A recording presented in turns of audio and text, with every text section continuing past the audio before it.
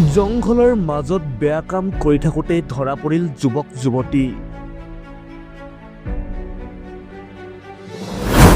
উলংগ অৱস্থাত অনৈতিক কামত লিপ্ত হৈ থাকোঁতেই ৰাইজে হাতেলোতে ধৰিলে। সামাজিক মাধ্যমত ভাইৰেল হৈছে এটা নিৰ্লজ্জ ভিডিঅ', যিটো ভিডিঅ' চালে আপোনাৰো লাজ লাগিব। স্ক্ৰীণত দেখা এই যুৱক যুৱতীহালক ভালদৰে মন কৰক। এইহাল যুৱক যুৱতী হৈছে প্ৰেমিক প্ৰেমিকা।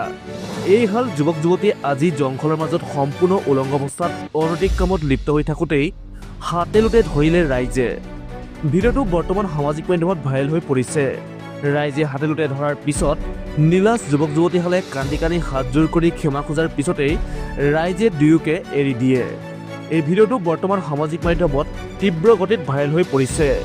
News 6 report, Assam media 24।